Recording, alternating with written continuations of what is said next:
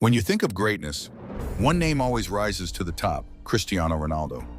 But here's the real mystery. It's not just his talent, it's not just his physique, it's not even just his work ethic. It's something deeper, something almost psychological, an internal loop that keeps pushing him forwards even when there's nothing left to prove. This is the obsession loop, and once you understand it, you'll see why Ronaldo can't stop improving.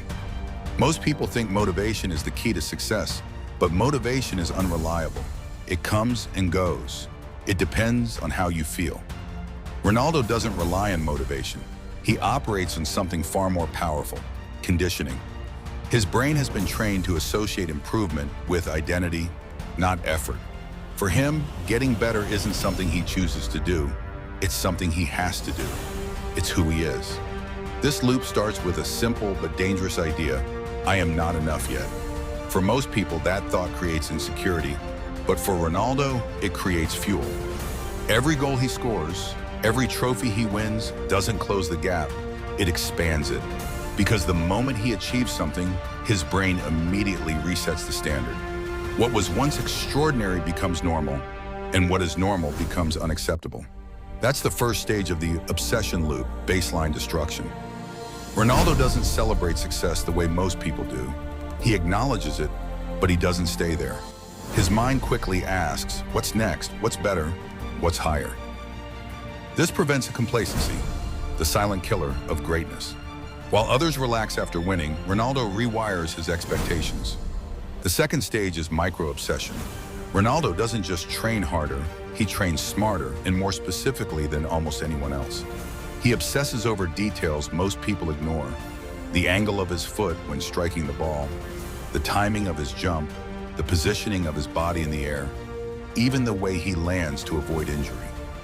These tiny adjustments compound over time, turning small advantages into massive dominance. What makes this powerful is that his brain rewards these improvements instantly. Every small win, every perfected movement releases a sense of progress. This creates a feedback loop. Effort leads to improvement. Improvement leads to satisfaction. Satisfaction reinforces effort. Over time, this loop becomes addictive.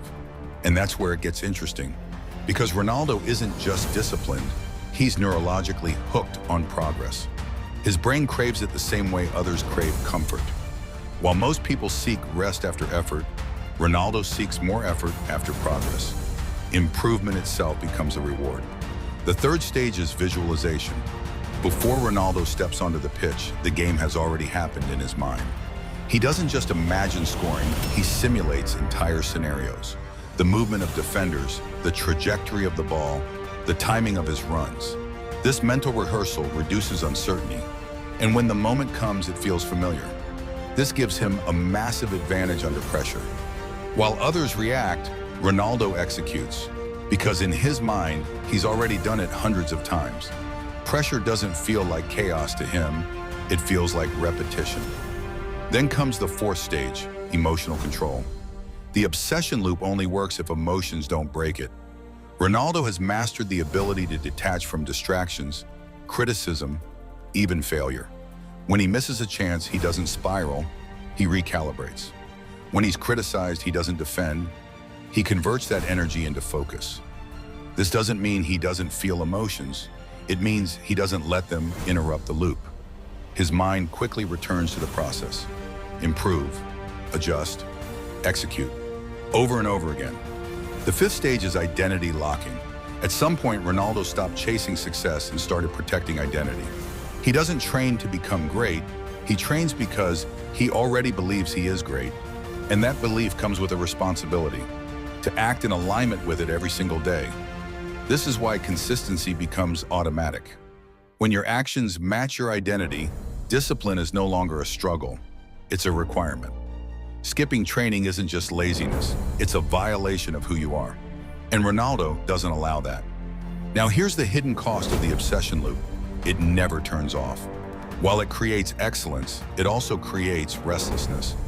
Ronaldo is rarely satisfied, not because he's unhappy, but because his brain is always searching for the next level. This is the paradox of greatness. The same mechanism that builds success also prevents contentment. But Ronaldo has learned to channel this. Instead of resisting the loop, he embraces it. He understands that this constant drive is what separates him from everyone else. While others burn out, he adapts. While others plateau, he evolves.